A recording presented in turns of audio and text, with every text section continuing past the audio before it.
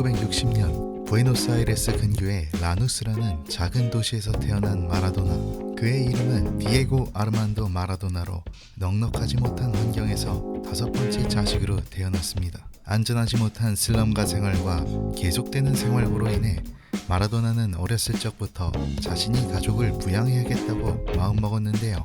어렸을 적부터 공이라면 끔찍히 좋아했던 마라도나는 학교도 가기 전에 자신의 진로를 축구로 생각하며 드리블과 기술 습득에 매진했습니다. 지역 클럽인 에스트레이아 로하에서 처음 축구를 시작한 마라도나의 충격적인 실력은 금방 입소문을 타고 퍼져나갔습니다. 수많은 스카우터들의 표적이 된 마라도나는 자신에게 경기장 근처 아파트까지 선물하며 가장 적극적인 지원을 약속한 아르헨티노 주니어스 유스팀에 들어가게 됩니다. 아직 초등학교를 다닐 나이였지만 마라도나는 몸을 푸는 것만으로 관중들을 놀라게 했는데요. 이런 화려한 몸풀기는 훗날 그의 트레이드마크가 되어 마라도나를 자연스럽게 떠올리게 만들었습니다.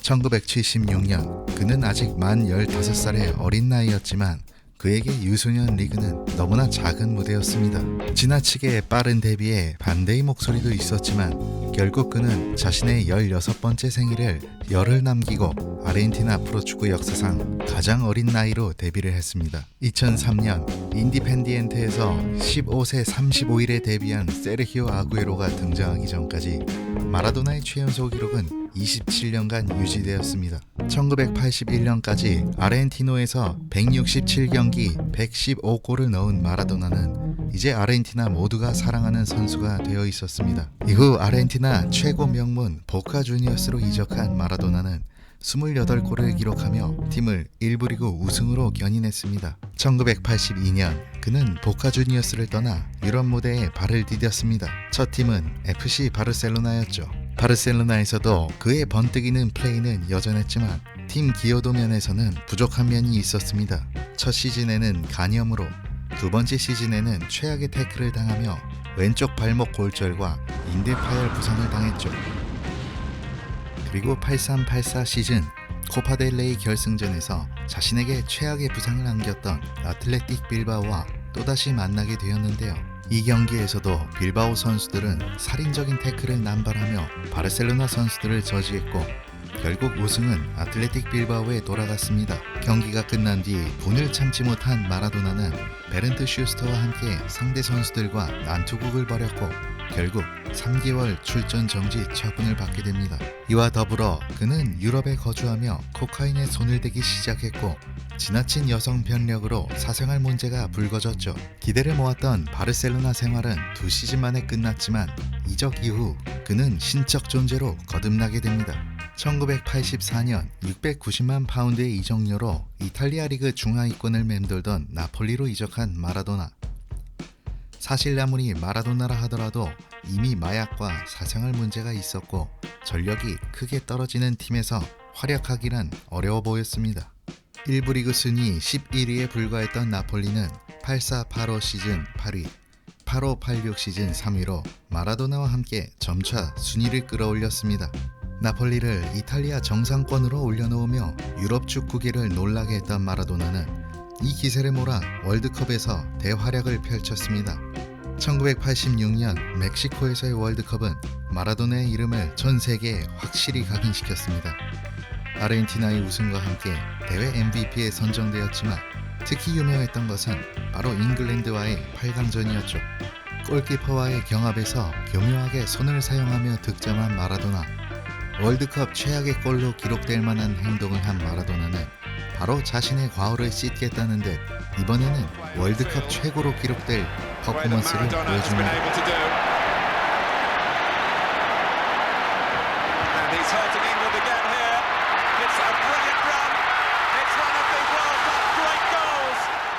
그렇게 월드컵을 제패한 마라도나는 86-87 시즌 나폴리에게 리그 우승까지 안겨주며 아르헨티나뿐만 아니라 나폴리에서도 신적 대우를 받게 됩니다.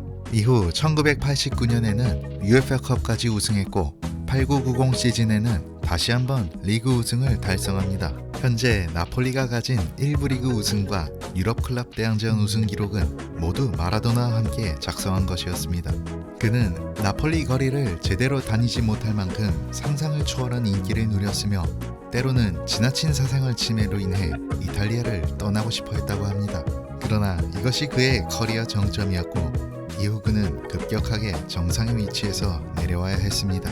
1990년 월드컵에서 아쉽게 준우승에 머무른 마라도나는 이후 자신의 약물 복용과 방탕한 생활이 점차 대두되며 이탈리아에서의 생활이 어려워졌습니다. 결국 도핑 양성 반응이 나온 마라도나는 1년 이상 선수 생활 금지 처벌을 받으며 선수 생활에 치명타를 맞습니다. 1992년 6월 30일 긴 징계에서 풀려난 마라도나는 스페인의 세비야에서 유럽 생활을 이어갔지만 29경기 6골로 인상적이지 못한 모습으로 유럽 생활을 마무리했습니다. 1993년 아르헨티나 뉴웰스 올드보이스에 입단하며 아르헨티나로 돌아온 마라도나. 그는 1994년 미국 월드컵에 참가하며 선수 생활 마지막 메이저 대회에 임했는데요. 하지만 그는 도핑 테스트에서 양성 판정으로 단 2경기 만에 아르헨티나로 귀국, 최악의 모습으로 마지막 국제 무대를 마무리했습니다. 또다시 15개월 출전 정지 처분을 받은 마라도나는 1995년 보카 주니어스가 그에게 계약을 제시하며 마지막 선수 생활을 이어나갔습니다. 그리고 1997년 10월 25일 현역 은퇴사로 다음과 같은 말을 남겼습니다. Y la verdad que hoy no me lo esperaba, porque esto es demasiado, demasiado para una persona, demasiado para un jugador de fútbol. Les agradezco con mi corazón. El fútbol es el deporte más lindo y más sano del mundo. Eso no le quepa la menor duda a nadie. Porque se equivoque uno, no tiene que pagar el fútbol. Yo me equivoqué y pagué, pero la pelota no se mancha. 마라도나는 현역 은퇴 뒤 아르헨티나 대표팀 감독으로 2010년 남아공 월드컵에 참여한 것을 제외하면 딱히 눈에 띄는 성과 없는 감독 생활을 했습니다. 그는 은퇴 후에도 코카인을 끊지 못했고 체중 조절에 실패하며 몸무게가 120kg까지 나가기도 했습니다. 위절제 수술까지 받았던 마라도나는 계속해서 크고 작은 건강 문제로 병원에 자주 드나들게 되었습니다. 2020년 건강이 부쩍 안 좋아지며 병원에서 점차 많은 시간을 보낸 마라도나는 11월 초 긴급 뇌수술을 받은 뒤 문제가 없다고 하였으나 결국 11월 25일 심장마비로 급작스럽게 사망했습니다.